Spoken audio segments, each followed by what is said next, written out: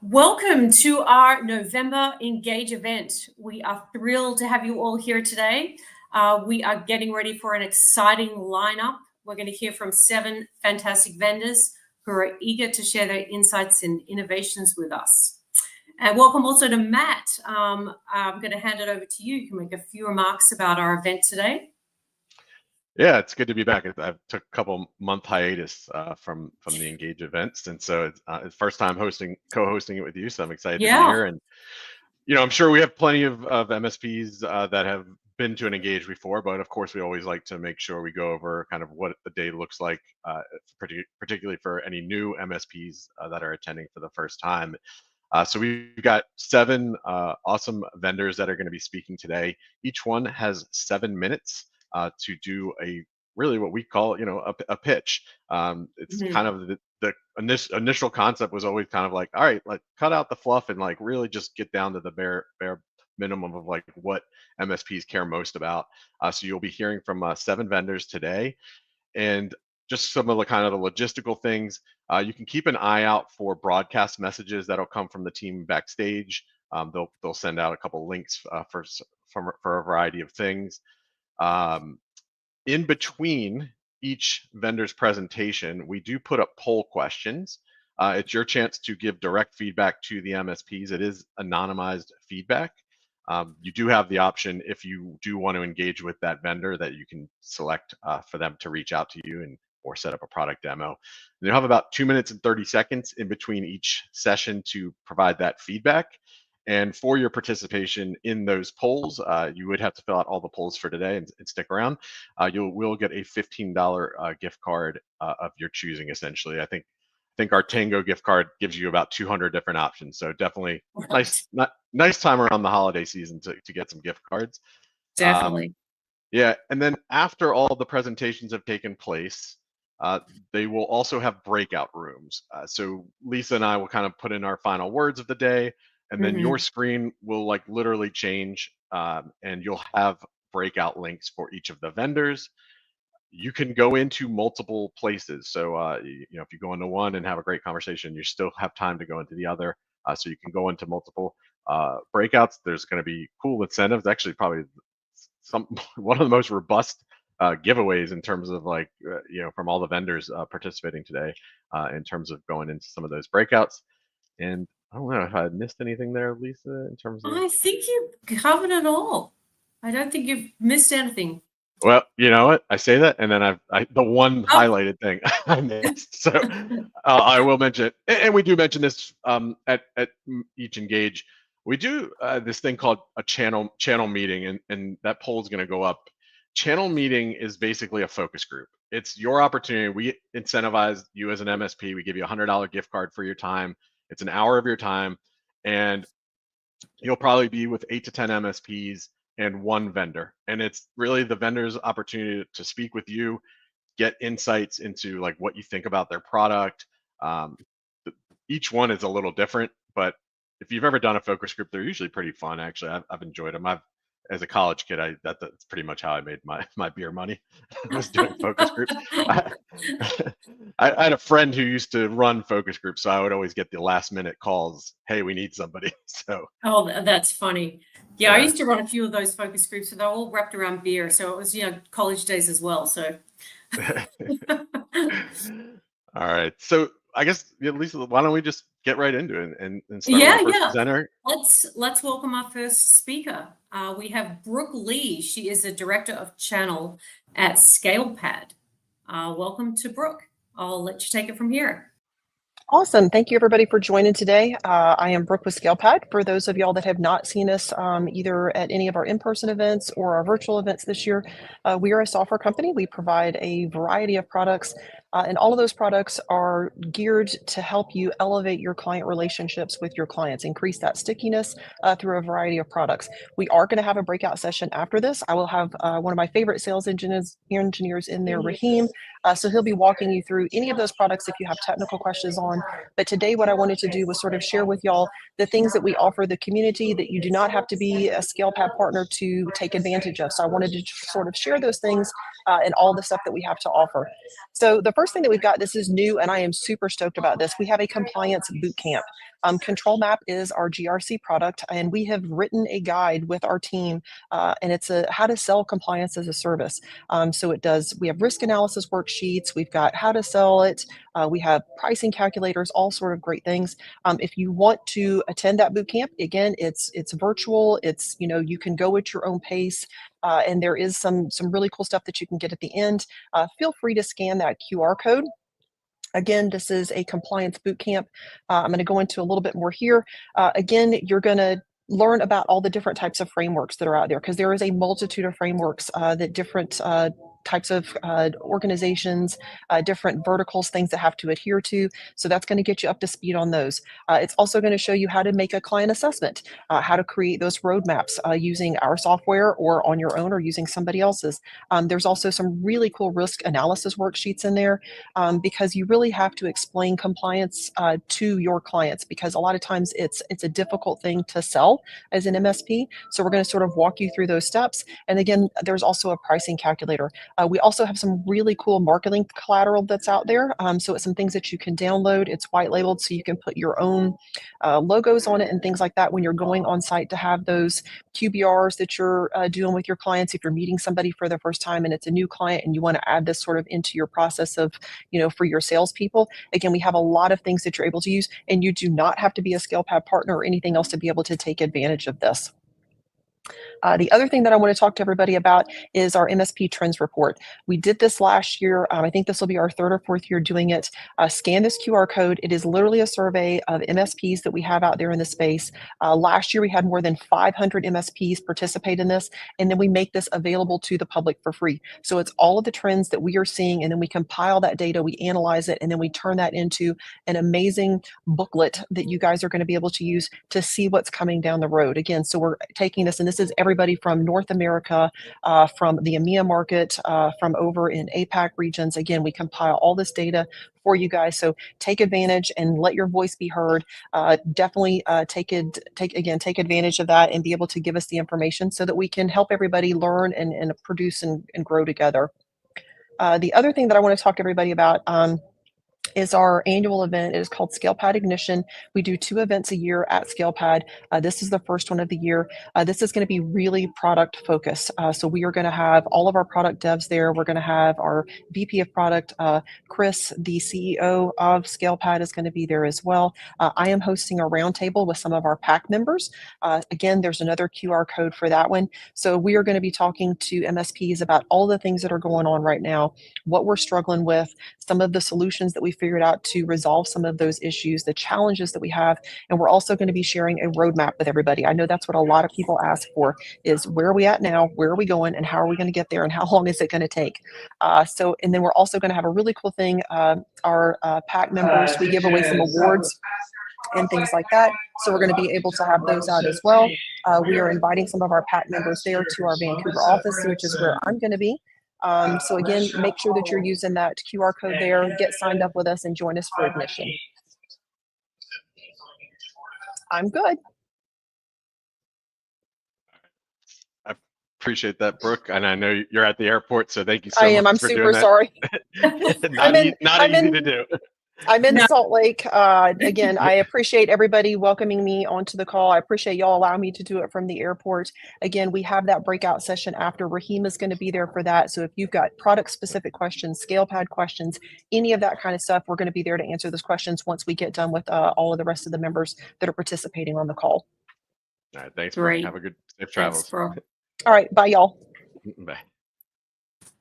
All right. So I got word backstage, so the polls should be up. So again, you have about 2 minutes and 30 seconds to fill out those polls in between the sessions. And again, it is anonymized and only if you choose to give up your information on the request for demo, things like I think it's the 6th question where you can give up. Yeah. So what, we kind of have these different topic areas that we like to focus on in between.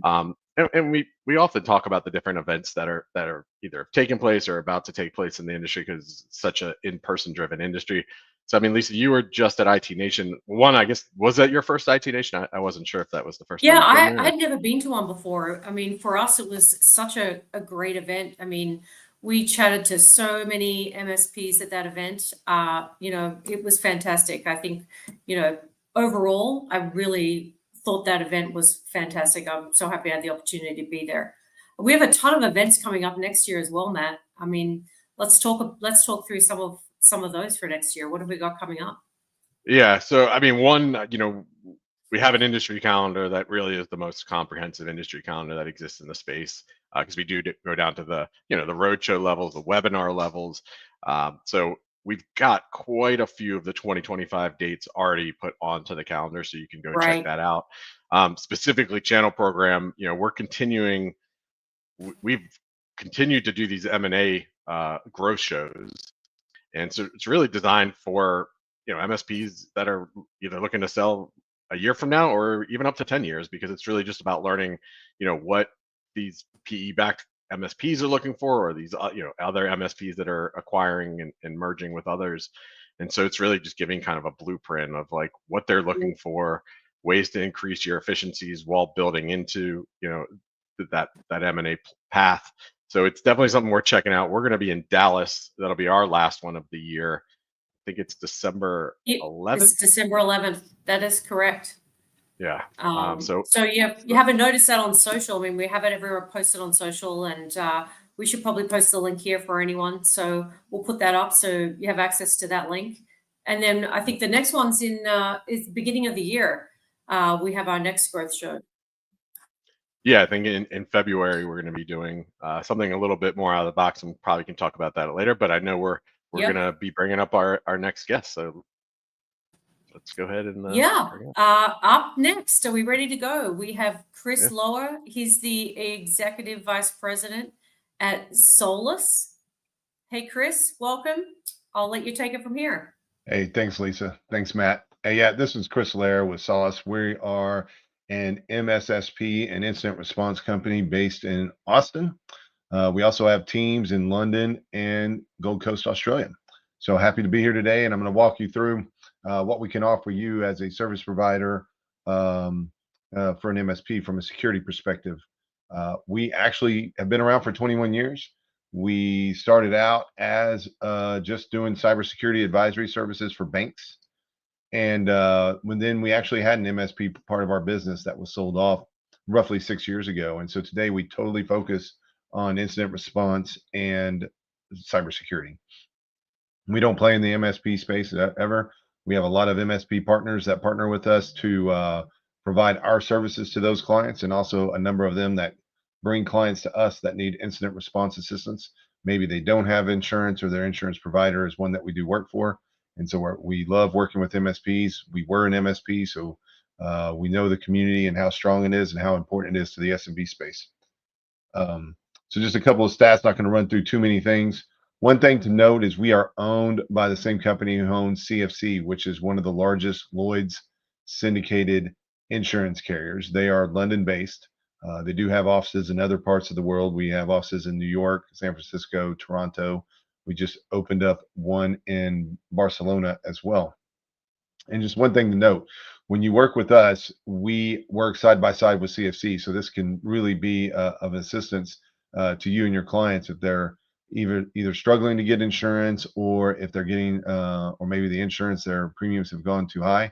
A lot of times, if we can get involved and we can provide them security services, that can help their situation and help them get insurance. But this is just a quick slide just to call out all the other things that CFC does in addition to cyber, but they are one of the largest, if not the largest, cyber writer on the planet. And because of that, we have an enormous amount of resources at our disposal as a result of their size and their ability to protect their policyholders. And so one of the things that I'm going to talk about today is that relationship and how it can help you when you use us. So I already covered this, and I'm going to go into a little bit more detail of what we do, but I'll just talk real quickly about how you can partner with us. We're incredibly flexible in the way you do it. We have some MSPs that want to label the things that we do, other ones that say, hey, look, I don't want to put your stuff on our paper. I'd rather you have that relationship and everything kind of between you and them. I just want to get paid on it. We have some people that just flat out just send someone our way, don't get really involved in the conversations or anything of that nature. And then we have others that have different needs for different types of clients and different types of services. So we are incredibly flexible with the way that we work. We want to support you and your clients, and we know one size and shape doesn't fit all, and that's what we're here for. So if you come to our breakout or you contact us afterwards, it's we can kind of discuss those options and how we can tailor those for you. Go real briefly over our portfolio of services. If you want to think about the security side of our business, we have two sides of it. We have our project-based or professional services side and our managed side. And on our project side, we have true virtual information security officers. So we were doing virtual information security work for banks long before that term was even coined. That's what we started doing, and only what we did for the first few years of our existence, and we continue that today. We have teams that are true pen testing teams, so we don't leverage any of the automated platforms out there.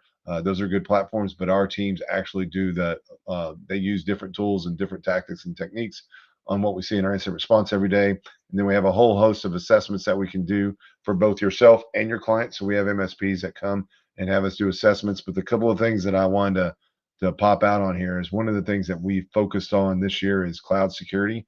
So now we have MSPs who are migrating their clients over to the cloud.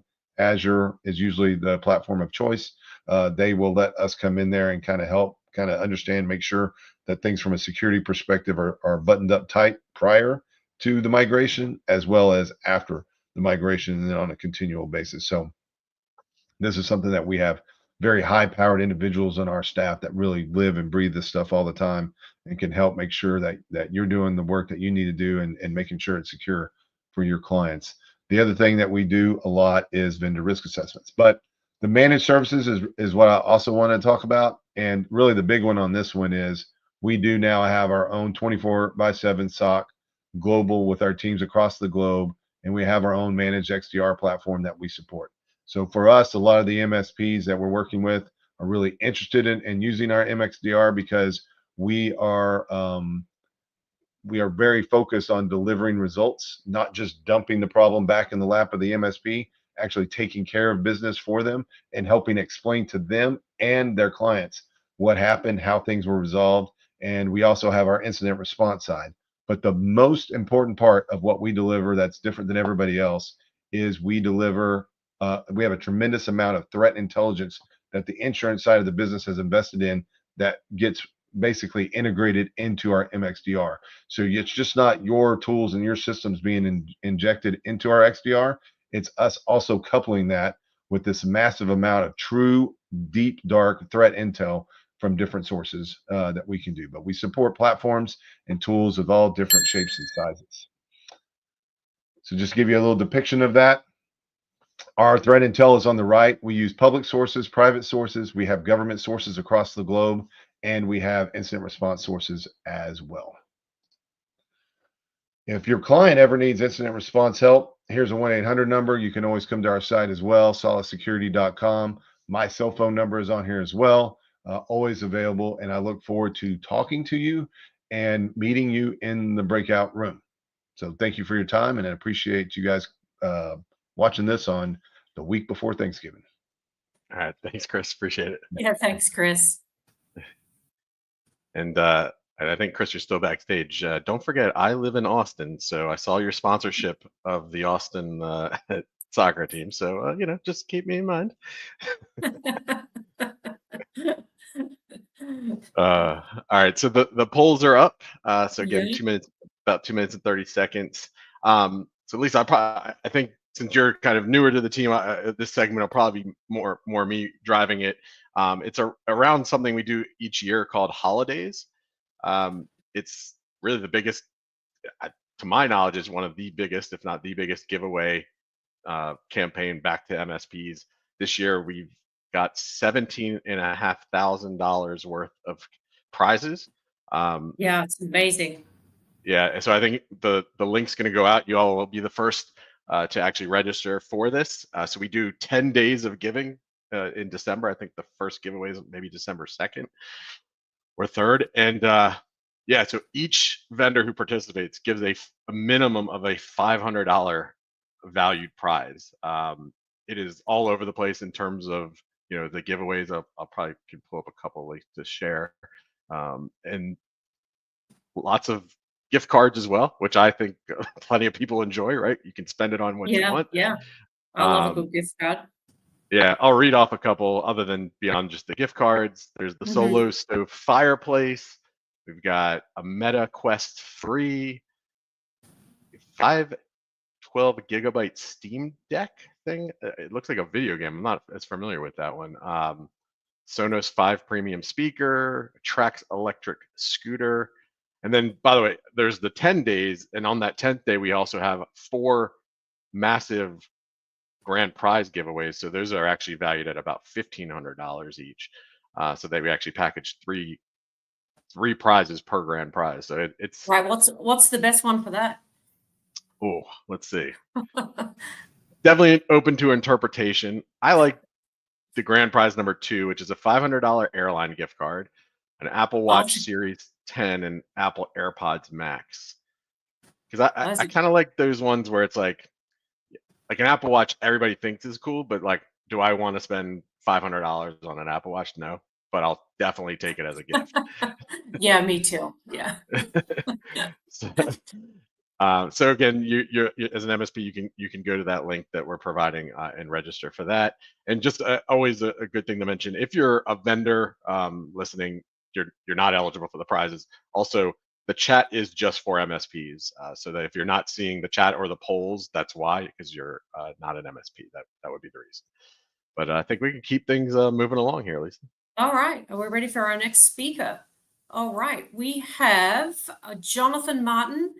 He's the Director of Strategic Sales at ScopeStack. Welcome, Jonathan.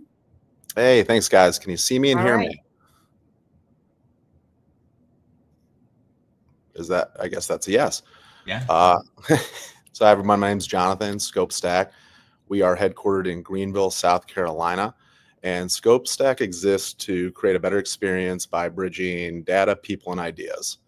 We live in primarily what's called the CPQ world, but even more of a subset of that is the service CPQ. Yeah, quiet down, Jen. So what we found is, even though large institutions or even smaller IT service shops have got a product or a process in place that covers, CPQ for configure, price, and quoting, typically they're leaving service teams in a lurch, and they're still doing a lot of things manually. So things like templates, things like SOWs that have to get out to the client are not automated and create a lot of carnal knowledge and insufficiencies across the organization.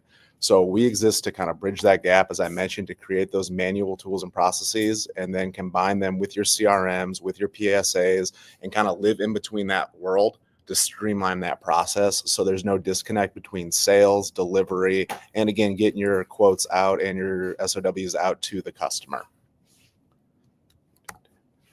And we find that where we're unique in the market is we're one of the few, if not only, solution that's able to combine that level of effort, the pricing, and the language into one tool for automation.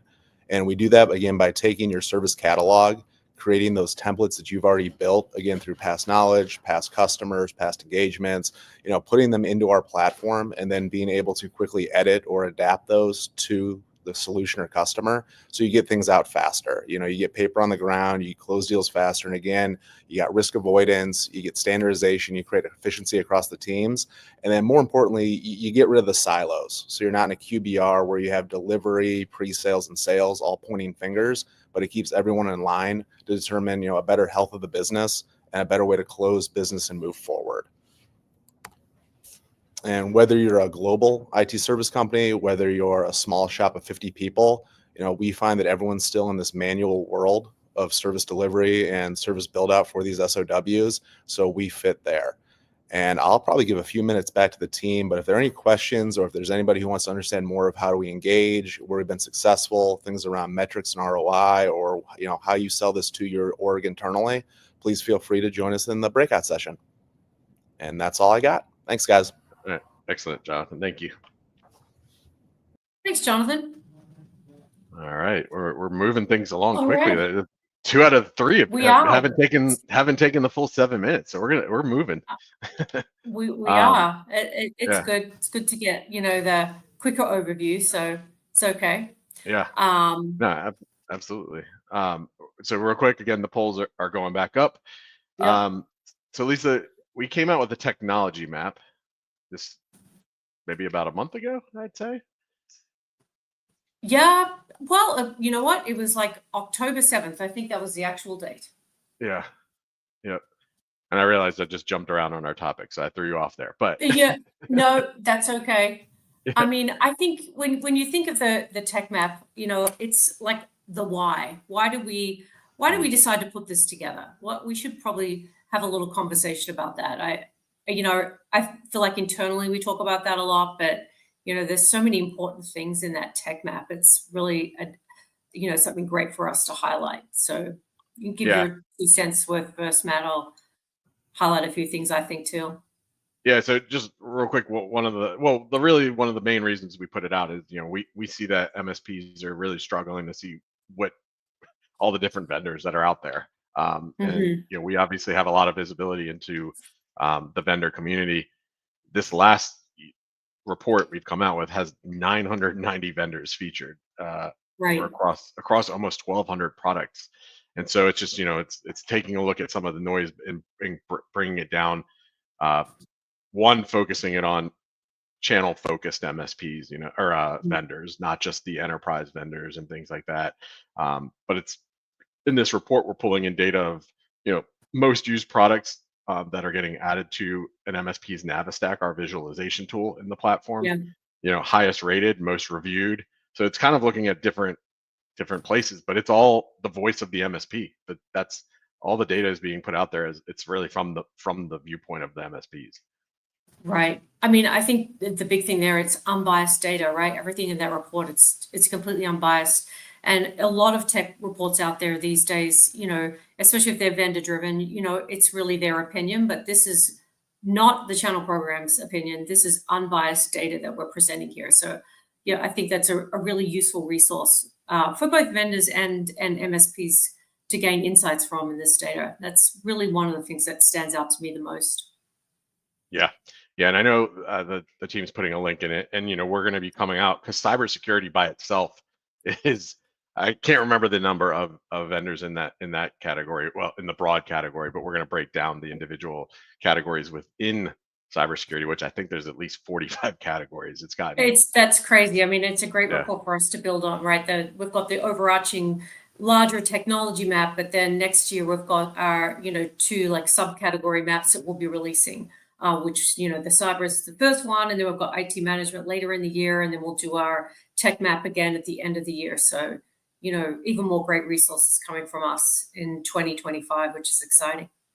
Yeah, and last thing before we do our next intro, is that as an MSP, I know it can be overwhelming, but the truth is you have to stay on top of what are the new product offerings in the space. And perfect example, obviously going back to Kevin and I's early days with ID Agent, when we introduced dark web monitoring, not a single MSP had that in their toolkit. Now, in terms of cybersecurity products, it's the 7th most added product on a cybersecurity stack. So in just a 7-year span, went from no one to 7th added. So it's really important to stay on top of the, new technologies. All right, so let's keep it rolling. Who do we have next, Matt? I don't know. who do you have next on your list? We have we're a little off in our script here. I think we have Joey up next. Yes, from Lenovo. Yep. Yes, Joey is up next. Welcome, Joey. We'll let you take it. You guys can hear me okay? Good? Yep. Yeah, morning. You're good. Yeah, morning, afternoon, everybody. Thanks so much for being here with all of us. I love these communities. I love that we can give these unbiased educational formats. Just here's what we have to offer the community, and obviously take it or leave it, right? I'll start by saying, I do a lot of the industry events. I go to a lot of the in-person events. A lot of you guys in the audience may recognize me, may have seen me before. I have a little bit of a stage name that I've developed over time. I go by Lenovo Joe. But I do all of the industry events. I get out there to the MSP community. I'm responsible for our MSP partner community in North America. And, I hear the feedback that you guys provide. And when I first came to Lenovo, I had been working with MSPs for years, and I had this idea of what I thought made sense for an MSP partner program. And that's what Lenovo was looking to build. They wanted to be better engaged with this audience. They wanted to have, we knew that there are a lot of MSPs who were working in our ecosystem today, and we wanted to provide a better value, a better return, for these partners, so that they get more out of their partnership, and we aren't just seen as a vendor of their stack, but rather somebody that they can truly partner with. So, being Lenovo, I have the joy when I'm at a show that I really don't have to pitch our stuff. Almost everybody knows that we do PCs. A good number of people know that we do servers. And most people don't realize that we have a very capable services organization, but most people know who Lenovo is. So that's kind of a perk, but it's also a curse when you're at events, because everybody who comes up to the booth, they either say, I love Lenovo, and here's why I love Lenovo. Or they tell me, I love your competitor, and here's why I love your competitor. So really, the core message here for MSPs is that MSPs they're not box pushers. They're not simply selling boxes, and we don't want you to think that as a vendor in your stack, that's what we view you as. We know that you're delivering very capable services, and we want to be a partner for you. So with that said, we've been listening to feedback over the years. We've been going to shows. We've been, hearing from our MSP community, and we formally launched our Lenovo 360 for MSP Partner program earlier in the fall. And what does that mean for you? Well, we created this program based on the feedback of the MSP community. So it was built by and for MSPs to find success partnering with Lenovo. One of the things, like I said, when people come to the booth and they say, oh, I work with one of your competitors, or I standardize on your stuff, that's a key word for our program. If you're an MSP and you haven't considered what standardization looks like for your hardware stack, and that's a really core aspect of your offering that you really should be considering what those standards look like. Whether you do it with Lenovo or whether you do it with somebody else, you should consider what it means to standardize with a hardware vendor, because you're delivering a repeatable solution. And if you're not able to deliver that solution in a very consistent manner, you're not as efficient as you could be. So that's where profitability really is for MSPs. It's not how much margin you're going to make on the hardware. It's not how much margin you're getting from what you're selling. It's ultimately, how do you make yourself more efficient? And if you can make yourself more efficient, and these vendors that you're working with make it easier to partner with, then you're going to be able to deliver a repeatable solution, and you're going to be more profitable because of that. And so that's the core focus of what Lenovo 360 for MSP offers to our community. We offer dedicated resources. We offer a fantastic partner program that will reward and incentivize you in a way that actually makes sense for MSPs. It's easy to understand, easy to digest, and ultimately easy to see those incentives come back to you. So we've delivered a model where MSPs can partner with us, can see a lot of value, can have a more streamlined approach to engaging our teams, getting quoting, just all the day-to-day partnership aspects. We're trying to simplify that experience for you through Lenovo 360. And so the goal here is simply, we understand that you're not a box pusher, but we want to be a trusted vendor in your stack. And if you are considering standardizing with Lenovo, we want to make it worth your while.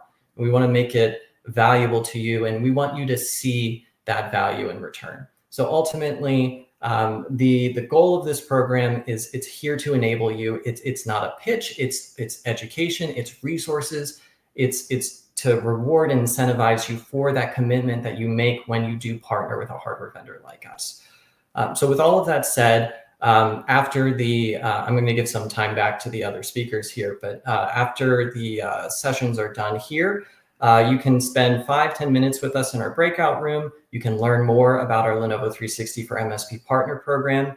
Anybody who registers for this program today, we're going to have a little spiff going on during the breakout session. So join us for a few minutes there. Let us know that you registered. We'll give you some bonus credits in our program for day one once you get into it. So like I said, take a look at this QR code. It'll take you less than 2 minutes to fill out this form. Stop by the breakout session. Give us 5 minutes of your time. Let our team introduce ourselves and how we can work with you. And yeah, we hope you find value out of this program. We hope that your Lenovo partnership can be valuable to you, and that you can get more out of working together with us, and that we can make it easier for you to do business together. So with that, thank you guys very much. All right, thanks, Joe. Great. Appreciate it. Thanks, Joe. All right, so the polls will be going up.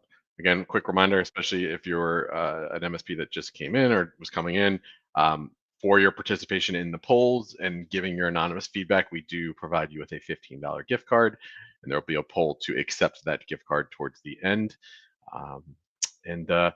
Yeah, so Lisa, one of the things, obviously as we kind of get down to the end of the year, people get into kind of planning mode and things like that. But as a CMO, do you have any marketing tips that you could pass along as the year ends and kind of heading into the 2025 year?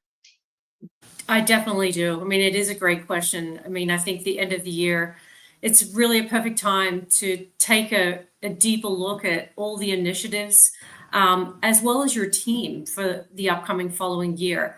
And I think for me, coming on board new at Channel Program in the last few months, I think my perspective is probably a little bit different just based on the time of the year. But in past companies I've worked at, I think the most crucial thing, and it's probably pretty obvious, is to take a look back at your annual performance as a whole marketing group, right? Look at the key numbers, see what's worked and where, room for improvement for next year is. I mean, I think there's always room for improvement. So, the end of the year is a really good time to be looking at that. And then if you haven't already, I mean, you've got to be planning for the next year. Hopefully you've already got your Q1 plan in place, but you really need to make sure that you've set, clear, and I like to call them SMART goals.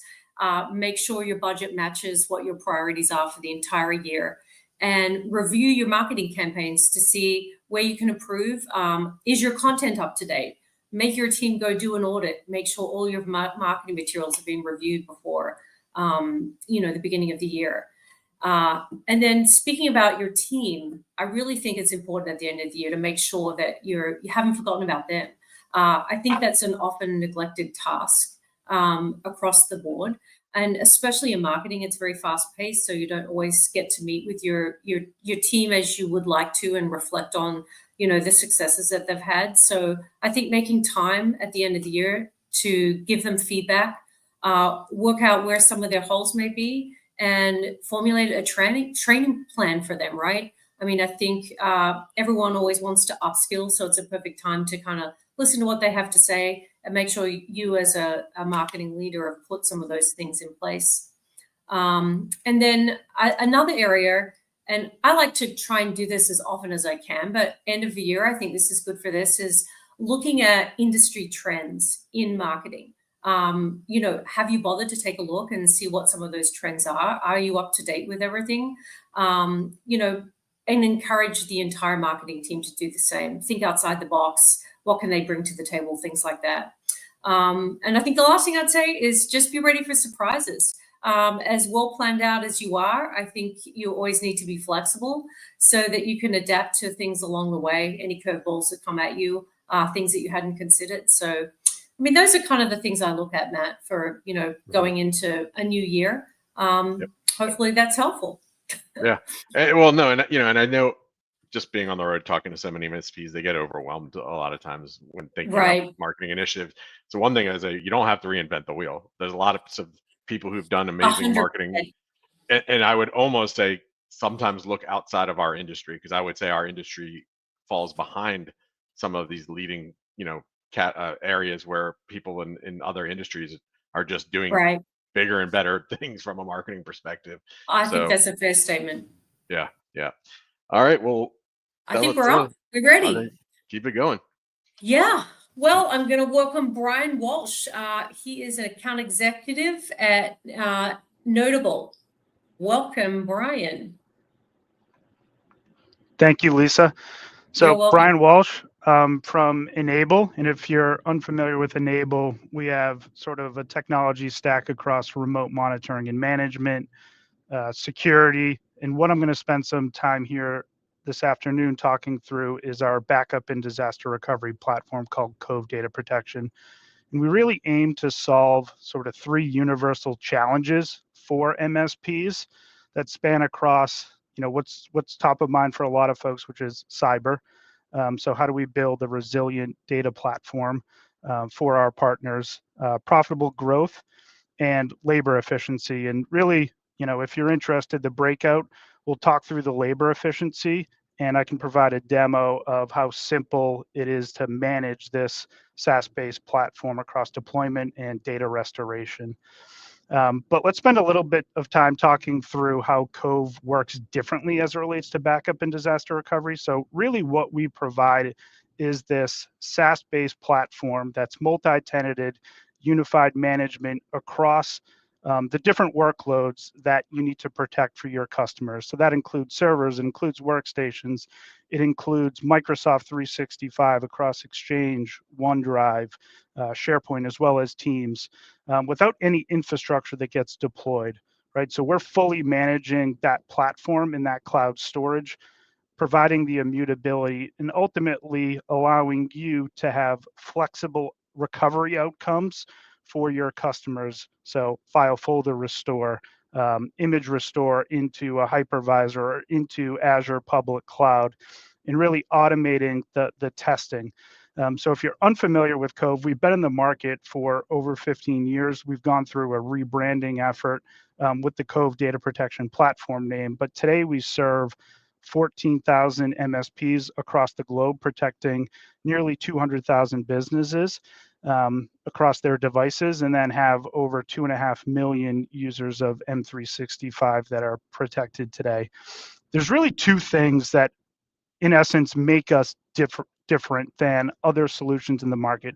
Backup and disaster recovery is a crowded marketplace, but there really are 2 elements that make it very difficult for our competitors to stack up against us. And the first is this concept of true delta differencing backup. Really what this means is we move dramatically less data, which makes a direct to cloud SaaS platform possible, right? So it's all about the movement of data when we think about backup, right? Backup at its core is a very simple concept. I make a copy of data and I then need to move that copy of data. You need to be able to move that efficiently. So when we compare ourselves to the traditional image-based backup solution, they typically see a data change rate of like 5 to 10%. And the higher that change rate is, the larger that incremental backup is. So what does that mean? It means more bandwidth required. It means more time to actually run the backup. It ultimately means more storage that actually gets stored on your targets. That might be on premises, it might be in public cloud, right? So it's about the efficiency of the data movement. So this true delta differencing technology really does minimize that flow of data, right? So when we compare ourselves to those other solutions in the market, we're moving 60 times less data when these backups run. And when you start to look at that over time to meet data retention requirements, it really starts to add up from a storage utilization perspective. So it's about this minimizing the data movement. And when you move less data, as I mentioned, it's less bandwidth, it's less storage. It allows you to run a more frequent backup to lower recovery point objectives. So you lower that tolerance for data loss and ultimately increase retentions to be able to respond to the growing threat associated with cyber. So it's not uncommon for us to actually have organizations that have traditionally done a backup once daily, but this technology allows us to actually process rates of change at a much lower rate and then ultimately transfer less data. So that's really the power of this true delta differencing technology. And while we're not doing an image-based backup, we provide the ability to do an image-based restore, right? And that's really the simplicity and elegance that folks are looking for when something does go bump in the night. Being able to have a seamless, reliable recovery outcome is why we do backups in general. Now, I want to talk a little bit more about the threat of cyber, right? Because that remains top of mind. So we really classify this as like the 3 I's of resilience, right? So you want isolation, you want immutability, and you want to verify the integrity of the data so that when you go to restore, you have that ability. So Cove has this all catered out of the box, right? So it's this cloud-first data protection platform that creates this secure isolation of the data. So if a bad actor were to get into a customer's network, they don't have any backup and recovery infrastructure to go attack. So it's this operational air gap approach that inherently becomes more secure.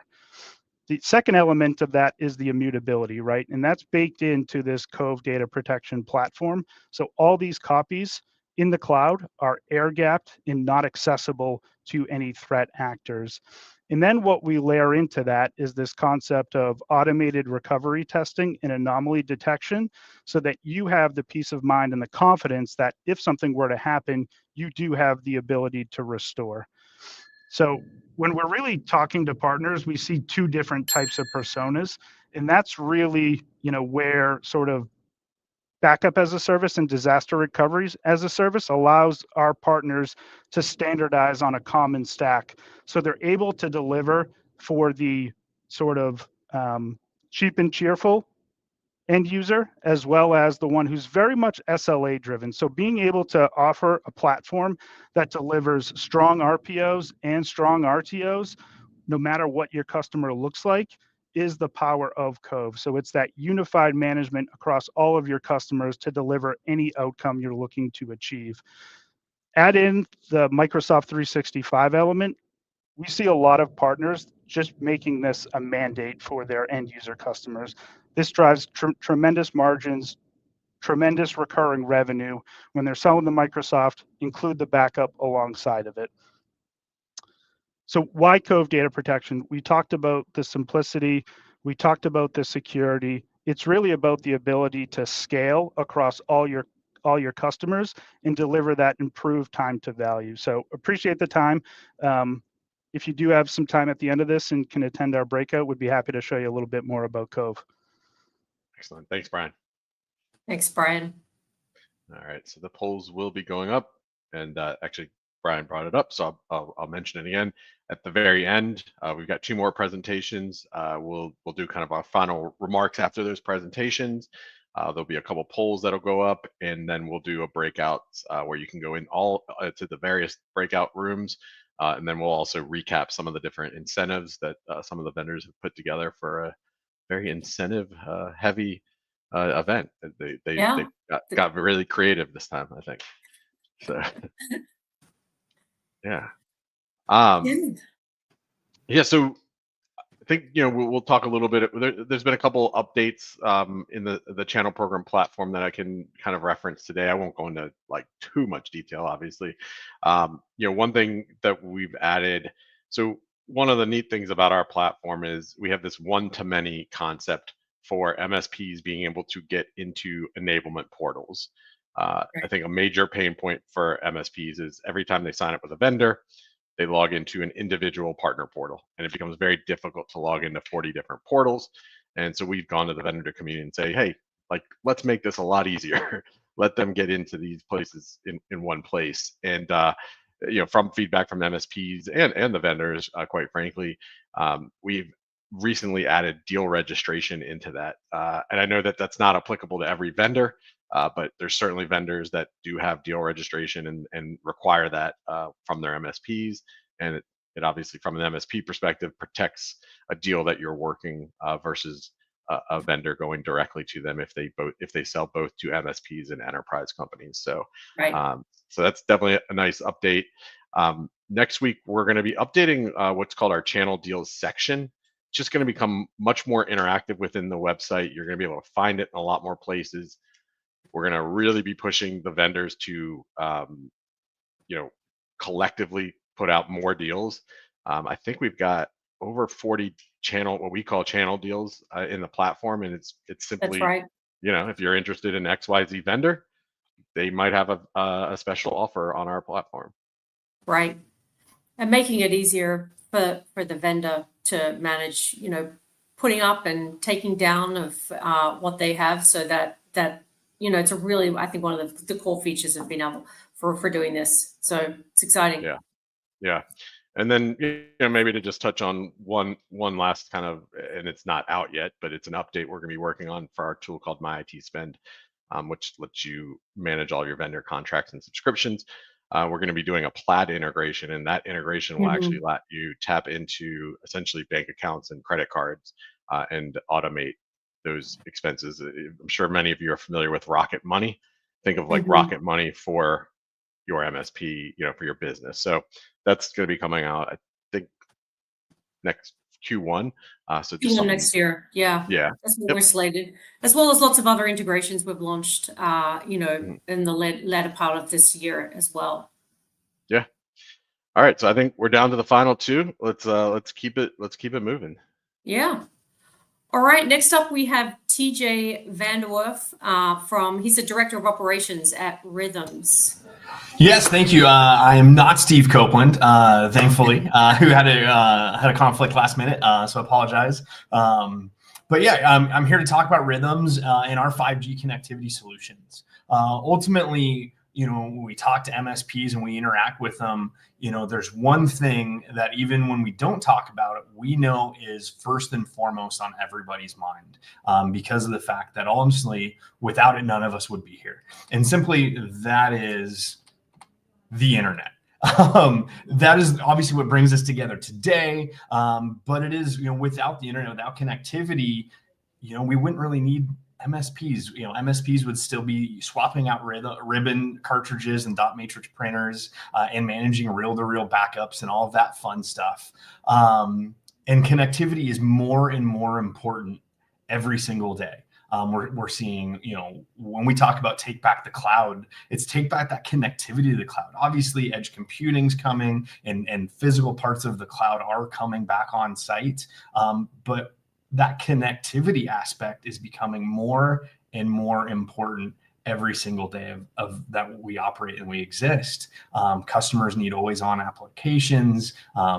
They constantly need to be in touch either with their databases and with their backup solutions, but also their teams via webcast, just like we're doing today. And the landscape traditionally has still been cable in the ground. Well, luckily, 5G technologies have progressed to the point where we've got a lot more options we're able to offer. And in fact, 5G is the second largest IT and technology market, growing and projected to grow over the next 10 years and by 2030, second only to AI. And we all probably saw that one coming. But the 5G market is expected to grow potentially trillions of dollars in the next 5 to 6 years. Or 10 years. And the reason is because that technology is finally getting to the point where it really is able to compete speed-wise, latency, and bandwidth-wise to those cables in the ground.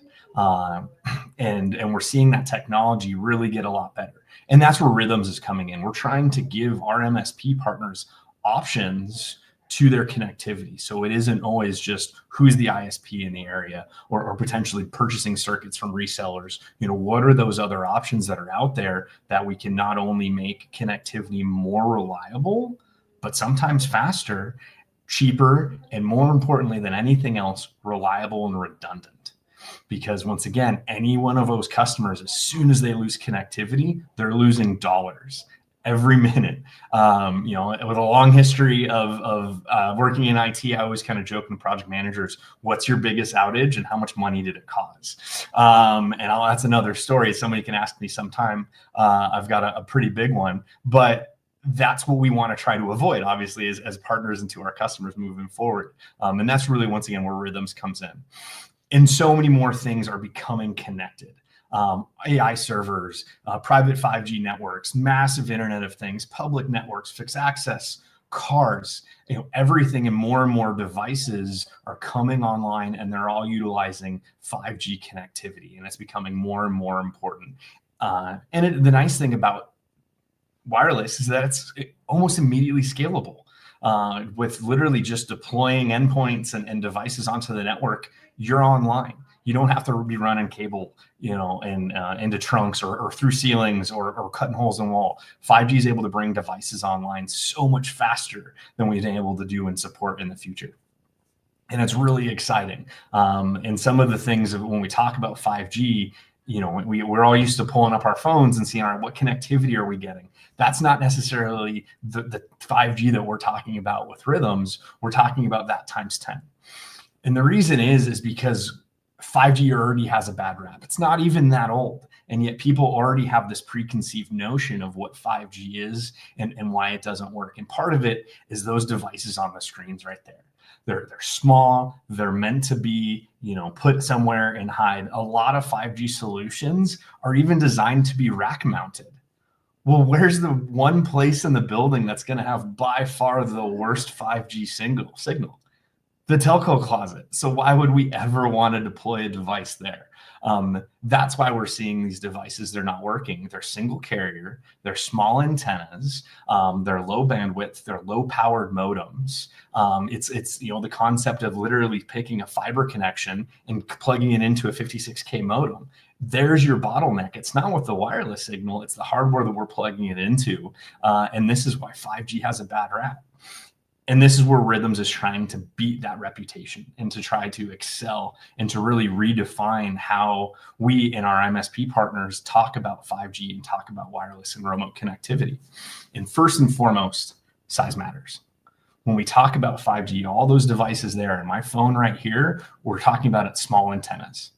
Obviously, the antenna can't be any bigger than this, but this also has a screen, has a battery, has multiple cameras, you know, and so many sensors and so much capability.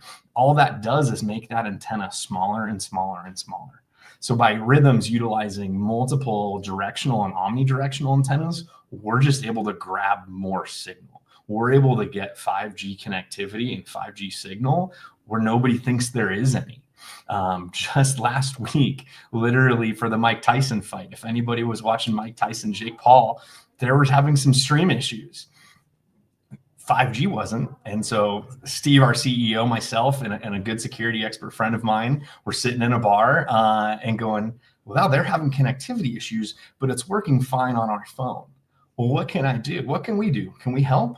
Well, it just so happens that Rhythms offices were right upstairs, and I was able to grab one of our Rhythms boxes, deploy it into the telco closet, into this multi-story building in a bar, and still be able to pull 375 meg connectivity within 5 minutes. We went ahead and moved their TVs over to our Rhythms box and immediately fixed that streaming issue. That bar was back online within 5 minutes and able to stream the fight that nobody else on the street could. And it was the first time ever I happened to have seen the Mighty Axe on High Street here in Phoenix completely fill to the gills. And that was really exciting to see because we were able to rapidly deploy the connectivity that they needed that we never would have foreseen. I never would have thought that my night would have ended the way that it did. And anybody else who might have watched that fight might have been looking for something else a little different too. As far as our use cases, it's a lot. And this is really just skimming the top of the list. Disaster recovery. Obviously, when a customer loses connectivity, you can deploy Rhythms and get them back online. Connectivity anywhere. By being a modular, fully encased solution, you can put it in the back of a car, drive to wherever you need to go, give connectivity. Critical application support. We TJ, can. I just let you know you are over time, so if you don't mind, you can we're gonna have to wrap. Oh, my apologies. I thought everybody else went quick, so I got more. No, my apologies. I didn't hear the ding. I was just too in it. But no, thank you guys very much. We're super excited about Rhythms and love to talk about it more on our breakout later. Thank you. Yeah, thanks, TJ. Great, thanks, TJ. Yeah, that was he was in it. I liked it because he was. It was a great example actually of it working. And it's funny. I've joked with Steve on the road. I'm in a new residential area, and all the people are complaining about the internet. And I was like, oh, maybe I could set that up and somehow make money off of it.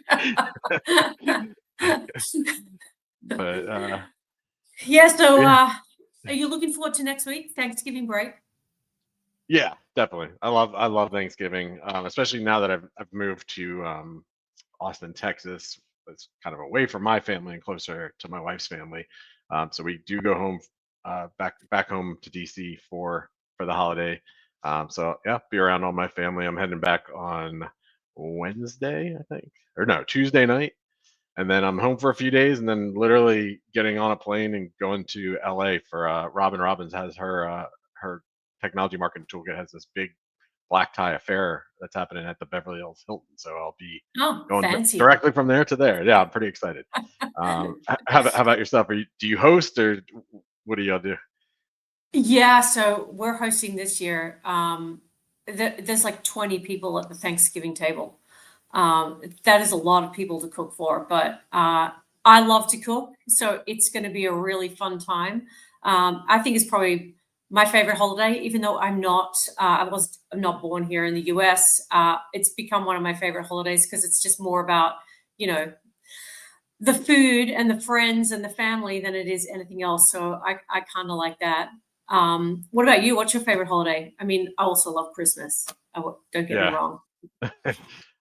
Yeah, no, I'd say Thanksgiving is probably still my favorite. Yeah, I like having it's like an extended amount of time period, with family, and yeah, I would say that's mine. Being Jewish, I didn't grow up with Christmas, but I do enjoy, now that I'm married to somebody who does celebrate it. I do enjoy enjoy the fun of putting up a tree and all that stuff.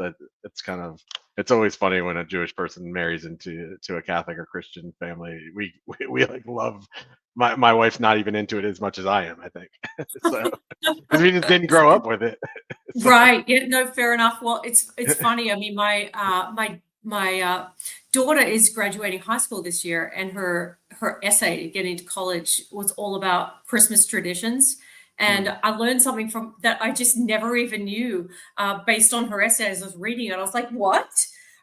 We have this funny tradition in our family where at Christmas Eve, you put out a pillowcase, and they're supposed to they have a piece of paper and they write their name on it, and they decorate it all, fancy for Santa. So Santa knows where to put your presents.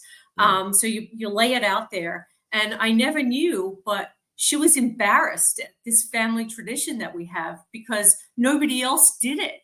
And so she tried to hide it from all her friends growing up. And I was like, what are you talking about? She's like, well, I'm not embarrassed anymore. I think it's a really great tradition, and I'm going to carry it through to my kids. But yeah, it was super funny that she felt that way about something, and it just never even mentioned it. But I'm sure, you know what? My oldest is 24, and she still puts her pillowcase out with her name on it on Christmas Eve, waiting for, Santa to put presents out. Anyway, pretty funny.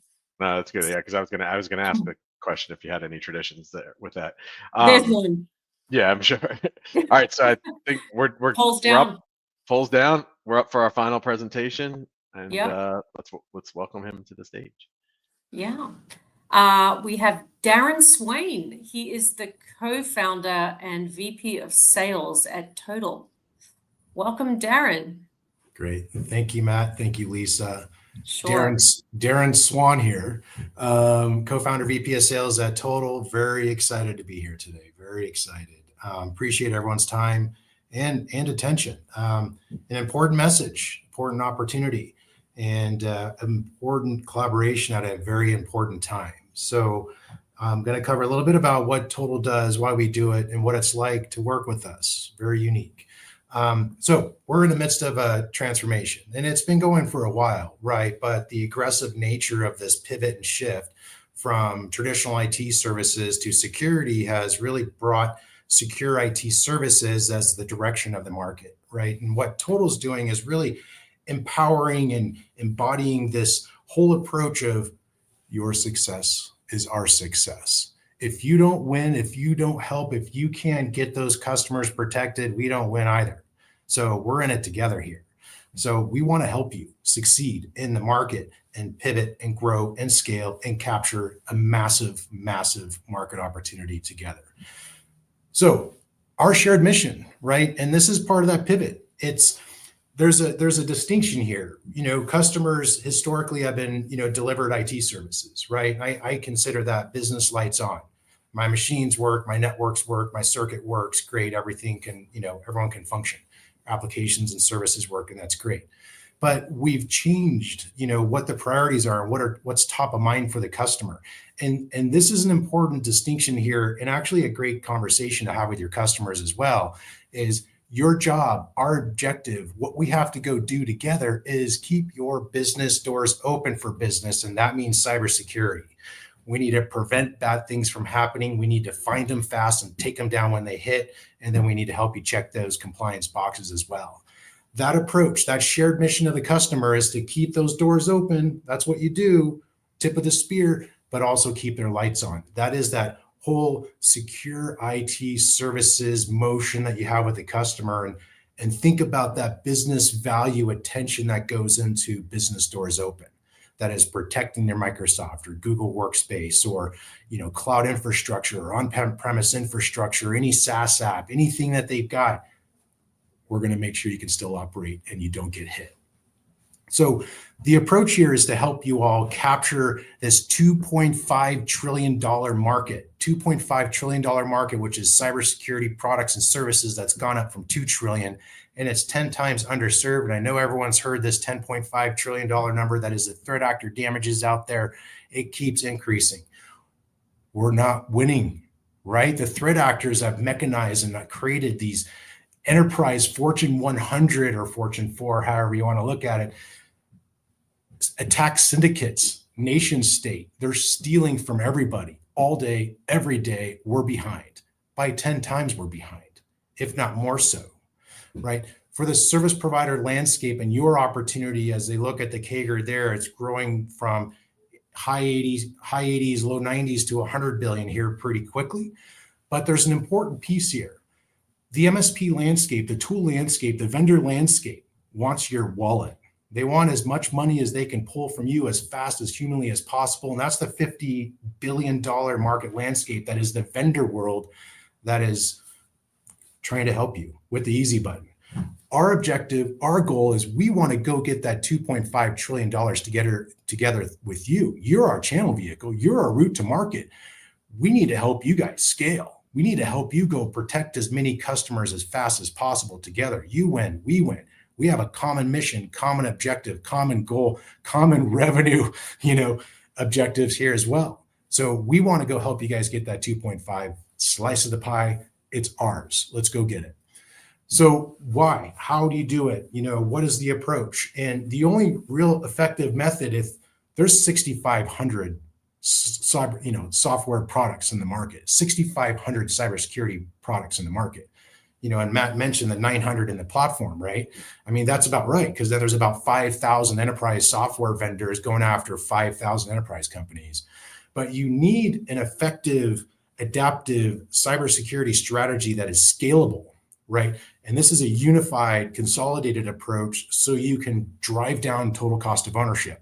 How many endpoints under management per, headcount do you operate in, right? What is the revenue per headcount for your total MSP business? How effective, how efficient are you? How many screens do you got to swivel to? How many install, configuration, and management administrations do you have to do with all the different vendors, right? So think about that effectiveness and the scale that you need to achieve to go capture more and more and more market share. The other piece is onboarding faster, admin less, deploying hours, deploying days, scale endpoints, and not headcount. Traditionally, and even my MSP back in the day, I had 150 endpoints per headcount. We're seeing partners get to 200, 250, 300, 500, 800, 1,000 plus. One of them, of course, they're hitting mid-market, but your ratio from endpoint under management to headcount should go higher and faster. The other thing for customers is the whole idea around, hey, we're going to protect more and we're going to deliver more, right? That's our objective. We have to keep those doors open. So we got to do more things to make sure we do so, but we're also going to deliver more value and make sure bad things don't happen. So we do a lot. There's no doubt about it. Total has a variety of modules. You can use one or you can use them all. They all work better together. I'm going to talk about how it works here in a second, but the SASE Zero Trust Networking, Global Fabric, 40 points of presence around the world, dark fiber backbone, gig up, gig down, IDS, IPS, SSO, all this great stuff is there. So I've got a minute left. So I'm going to hit a couple things. So one, every customer is willing to spend money and buy an effective and adaptive cybersecurity strategy that achieves compliance. Compliance is a laggard. It's a laggard. It's a year to 3 years behind the threat actors. Also, detection and response is a laggard. It's behind the threat actors' attack methods. They typically go after and know that people have EDR and SOC and so on. So they're finding other ways and windows to get open. Prevention is a key element here. So the way we work really quick is customers can buy this.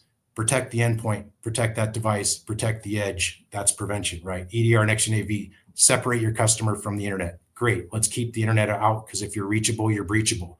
Let them get there, but not to the bad stuff. Lock down your Microsoft ecosystem. Lock down your Google Workspace ecosystem. Threat actors can't touch you then if it's tied to the Zero Trust network.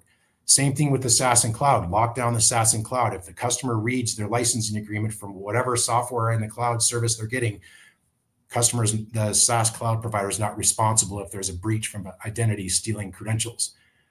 Can't touch the systems. Then you want to ingest all the data, threat hunt against it all. That's our SIEM. Then our SOC, boom, 24/7, 365, take it down. All of this, the right adaptive security strategy is going to help your customer achieve compliance too, but it's fighting the good fight to make sure bad things don't happen. You get a whole partner program, whole partner team, community, university. A lot here is just our investment in you all. You don't make money. You don't protect customers. We don't make money. We don't protect customers. We need to do this together. So we're all here to help our partners succeed. So join our breakout room here, book a demo, try it out, right? And so this is a very genuine and authentic plea here. We have the biggest revenue growth opportunity in recorded history at the same time of the biggest risk to our businesses ever in recorded history, all at the same time. Let's go get it together. We are investing in our partner and our channel to help our partners scale and grow and capture their slice of the pie. And it's not just the technology, it's sales, go-to-market, enablement, demand gen, leads, it's everything. Technical enablement, security operations excellence, all these things. Our investment is in your success. Awesome. Thank you so much, Darren. Great. Appreciate Thanks, Darren. I'm not gonna lie, that got me pretty pumped up. I was ready to just go out there and seriously, Darren, I appreciate your passion. I was getting pumped up during your presentation. Yeah, so we'll put the polls up. Yeah. And we'll kind of go over some of the final, logistical things. So again, just like the other ones, you'll have the 2 minutes and 30 seconds to fill out that poll. Once you've completed that poll, I believe right after, almost within seconds probably, you'll receive another poll, and it will be for you to cast your vote for who you thought gave the best pitch or best presentation, however you want to view it. And that's just kind of a thank you to the vendors that you thought did a really good job of articulating their value prop and their partner program. Once Lisa and I officially say goodbye, your screen will change, and again, you'll have the view of the different breakouts that you can go into. And again, as a reminder, if you're interested in various products, you can go into multiple breakouts. So I'm going to try to read some of these incentives, because there's some cool ones. There's some long descriptions though, so I'm going to bear with me. Right. And there's some great ones this time. It's just like there's a lot to mention, more so than usual, I think. Yeah, so I'm definitely reading this.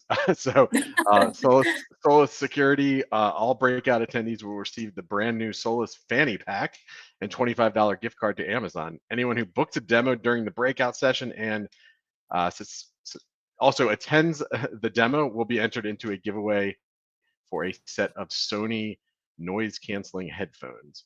Scope Stack, offering custom pricing on a person-by-person basis determined after the event. And then Lenovo, let's see, register for Lenovo so if you go into the breakout, register for Lenovo 360 for MSP and join the Lenovo breakout to qualify for bonus credits. Lenovo will answer questions about the program, and the host will be spinning a wheel. I like a wheel spin. Each registered company gets one spin for bonus credits, ranging from 50 to 200 credits applied upon program activation. It's an interesting one. Enable breakout session attendees will be entered into a draw for a chance to win a $250 gift card. Nice. Rhythms is raffling off a PlayStation 5. That's pretty cool. That's very cool. cool. In total, $100 Amazon gift card for anyone that books and attends a meeting follow-up with us during the breakout session. I mean, come on, Amazon gift cards are always a great thing, especially around the holiday season. So pretty great incentives. That's, again, one of the best grouping of incentives I've seen at Engage in a long time. So, yeah. Yeah, well, I think the awards poll is up, so just a little bit longer, and then we'll be heading on over into the breakout rooms. Yeah, so we'll give about 15 more seconds on that because again, that's a very quick question, and then yeah, we'll be doing your screen will change and you'll be able to enter those breakouts. So yeah, I think without further ado, we'll let you into those breakouts so you can start answering all the asking the questions and everybody will meet you in there. So thank you, Lisa, for co-hosting. Yeah, great time, Matt. It's good to be here today with you. Yep, and happy Thanks, Thanksgiving to everyone. Yep. Yeah, happy Thanksgiving. See you later. Bye.